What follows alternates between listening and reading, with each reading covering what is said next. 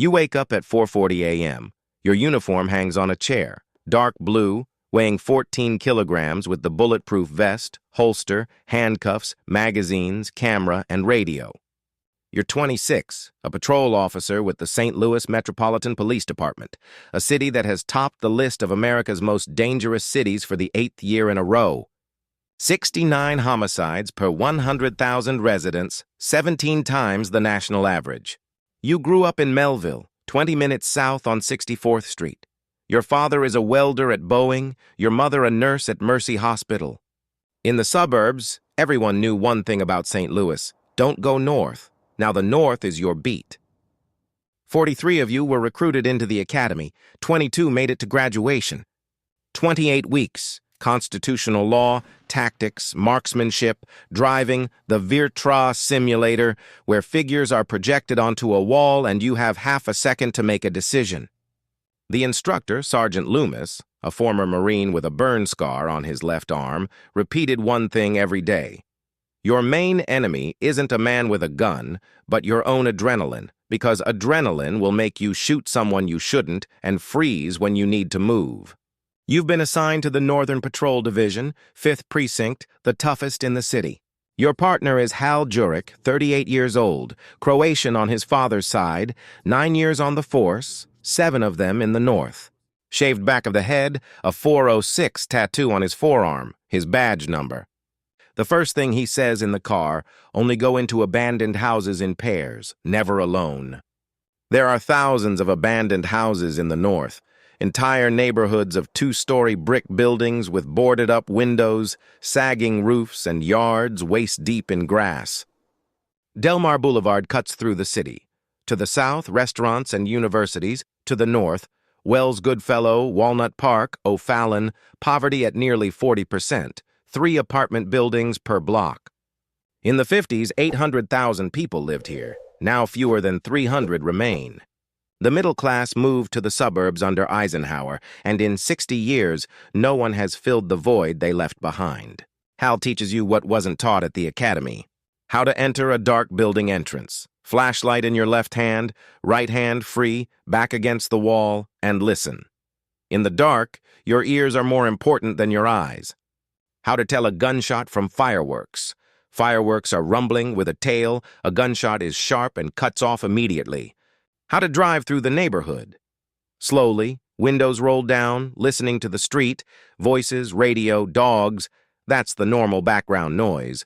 But if a residential street is quiet, it means people have gone inside, and they've gone inside because they know something you don't know yet. You record everything on your phone after shifts. A month later, 14 screens of notes. 3rd week, first body. Call to Page Boulevard shooting. A man of about 35 is lying face down under a streetlight, jacket pulled up, 2 entry wounds in his back. The paramedics are already here. They're pronouncing him dead. A homicide detective numbers the shell casings, 8 of them, walks around the houses, knocks on doors. No one saw anything. One detective says to another, "The 16th this month." You stand in the crime scene perimeter for 3.5 hours, and people walk past the tape with grocery bags, not slowing their pace. At home, you stand in the shower until the hot water runs out, lie down, and stare at the ceiling for a long time. 11 days later, the second one. A call from a neighbor. A woman, 52 years old, hasn't left her apartment in 3 days. The door isn't locked. Hal goes in first, you follow him, and you'll remember the smell for a long time. Swedish, thick, it seeps into your uniform. You'll have to wash it twice. She's lying on the kitchen floor in a bathrobe. Her heart has stopped. She lived alone. A photo is attached to the fridge with a magnet. It's her, about 15 years younger, with 2 children on the shore of a lake. The ambulance takes the body away. You fill out the report and close the door. A neighbor on the porch. "Who's going to take the cat?" Hal gives her the number for animal control. In the car at the next intersection, he says, "You'll get used to a gun faster than you will to people like that." 4th month, Hal stops giving directions. You're driving, he's on the right.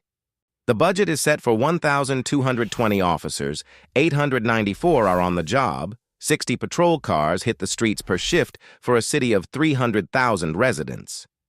12-hour shifts, mandatory overtime. It's impossible to plan time off. The salary is $53,000. They call the $12 raise historic, though a long-haul trucker in Melville makes more. Casey, whom you've been seeing since college, says, "I don't see you." She's right. You've had dinner together twice this month, and both times you passed out on the couch by 10. In 2 months, she's moving out. The apartment is empty, and in the evenings, you take apart your Beretta in the kitchen. You remove the slide, clean it, reassemble it, take it apart again, because your hands need to be busy. Of the 22 graduates, 17 remain a year later.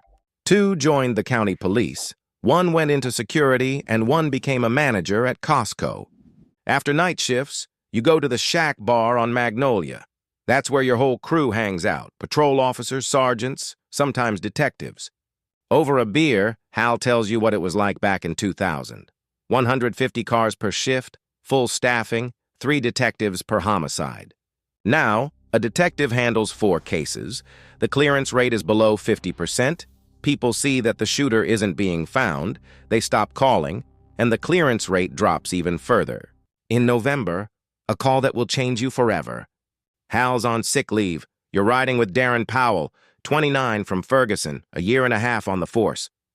A domestic disturbance on Lindell. A woman opens the door. The right side of her face is swollen, her lip is split, her left eye is bloodshot and already yellowing around the edges, at least 3 days old. Behind her in the hallway is a man in his 40s, wearing a tank top, barefoot, drunk, but still lucid. On the kitchen counter 3 steps away from him, a knife. You say, "Sir, step away from the counter." He looks at you and slowly reaches out his hand. For the knife or for a glass, you don't know. And those half seconds Loomis talked about are longer than you thought and shorter than you need. You fire the taser. Both prongs hit his chest. He falls, his head hitting the linoleum. Handcuffs, knee on his back, breathing fast and ragged. Darren is behind you, gun in hand, fingers trembling. Ambulance, report. Concussion, taser burns. The woman refuses to file a report, stands in the doorway, watches as they load him into the ambulance, and her face shows only exhaustion, not from this evening nor from this year. You ask, "Are you sure?" She closes the door. 2 weeks, an internal investigation. The camera footage shows a hand reaching for the rack. A knife is visible. You're cleared, but for those 14 days, you put on your uniform every morning without knowing if you'll be wearing it tomorrow. When they tell you you're not to blame for anything, you feel not relief but anger. You did everything right and still spent 2 weeks under suspicion. Darren will quit in a month. You won't. After that, something shifts. You stop calling your mother, you don't go out on the weekends, and you have a 4th beer at Shake. You fall asleep in front of the TV, wake up to gunshots in a TV show, and for a few seconds don't realize where you are. On the way to work, you miss your turn. Hal, back from sick leave, says in the car without turning his head, "Go talk to someone." "I'm fine." He says, "Everyone says that." A week later, he puts a psychologist's business card on the table. You don't go. Instead, you start running in the mornings. 5 kilometers along Grava, past the Italian houses on the hill, past the bakery that smells of fresh bread at 5 in the morning, and it's the first thing in weeks that gives you pleasure. By the end of the run, your head is empty, and that's enough. 2 beers at Shake again. You call your mother on Sunday. She asks about work. You say, "Fine." She doesn't believe you, but she doesn't press. 30 years in the hospital have taught her not to press when someone says, "Fine." A year later, you're assigned a specific sector, 6 blocks, the same streets every shift. Dorothy Ames on Etzel, in her 70s, has lived in the house for 40 years and hasn't moved. She doesn't look at you for the first 3 weeks. On the 4th, she nods. By the 6th week, she waves. 2 months later, she comes out to the car. In the house on the corner, number 44, the light is on every night on the 2nd floor, even though the house is empty and the power's been cut off. You check it out. A generator in the basement, a wire running upstairs, a mattress and chairs on the 2nd floor. You report it, the detectives look into it. Dorothy doesn't ask about it afterward, but the following week she brings out coffee in a paper cup. Rooney above the laundromat, served 2 stints, clean for 4 years now. When an unfamiliar car parks outside the neighboring house for the second night in a row, he doesn't call 911, he calls you personally. A stolen Hyundai. You file the report. Rooney steps out onto the porch and nods. No handshake, no words, but he called you, not the dispatcher. It's the 10th month Saturday, 3 o'clock in the afternoon. You're standing on Goodfellow, filing a minor accident report. A Dodge had its door dented in the store parking lot, when a call comes over the radio. Armed robbery, gas station on Natural Bridge, 1.5 miles from you. Nearest unit. You toss the form onto the hood, Hal's already in the car, lights flashing, siren blaring, and 3 minutes later, you're on the scene. The cashier behind the glass partition, unharmed, shaking, points to the door. He ran east. You jump out. Hal gets behind the wheel, drives around the block, an alley behind the gas station, trash cans, a chain-link fence. A man climbs over the fence 50 meters away from you, skinny in a black hoodie, something shiny in his hand. You shout, "Police! Stop!"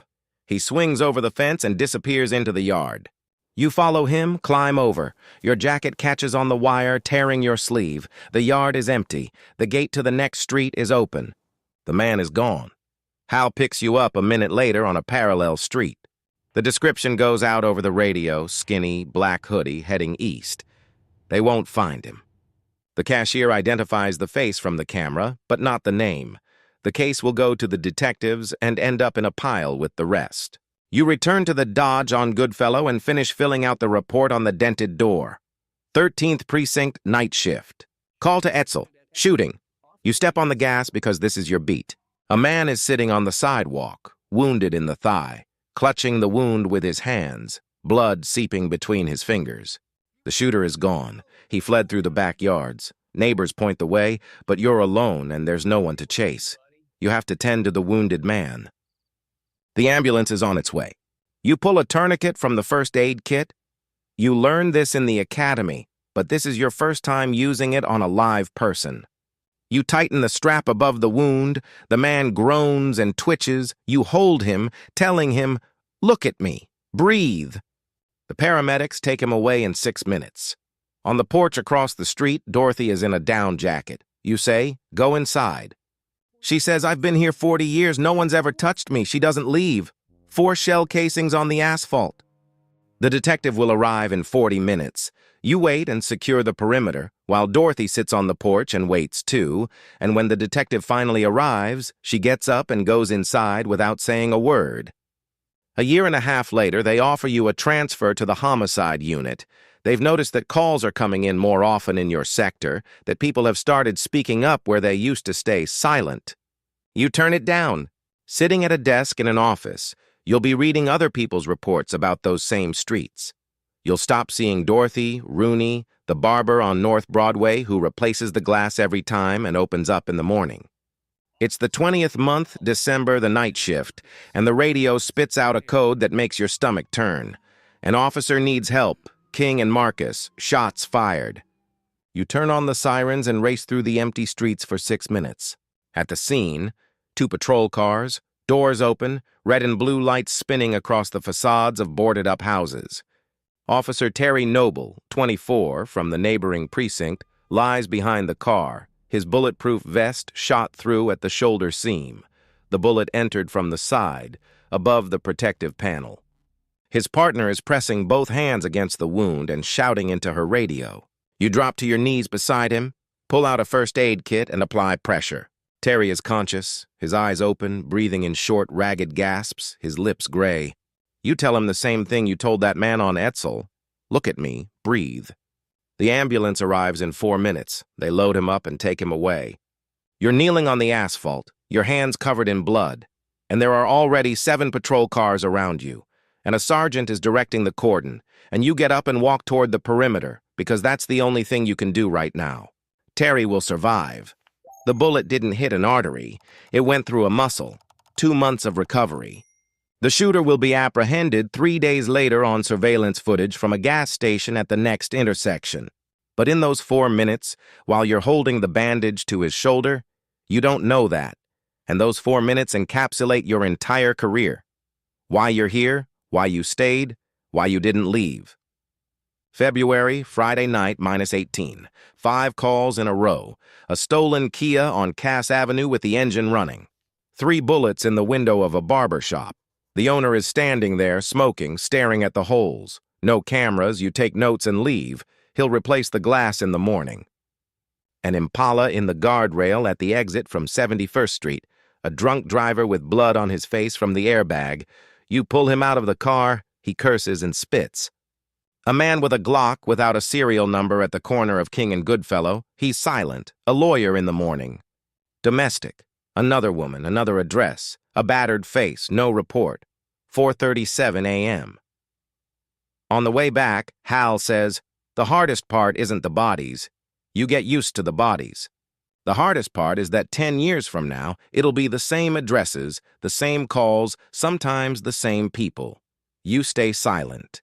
He's right. But you're thinking about Dorothy, who didn't leave, about Rooney, who called, about the barber who'll put the glass back in and open up this morning, about Terry Noble, who'll be back on duty in April.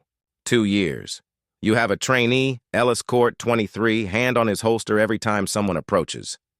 You tell him what Hal told you on your first shift. Look at their hands, not their face, not their clothes, their hands, and if they're visible and empty, talk to them. And you add on your own. Don't judge by the neighborhood. People live here who haven't gone anywhere, and if you drive through here every day and memorize faces, they'll start to trust you. Not everyone, and not right away, but they will. Ellis takes notes on his phone.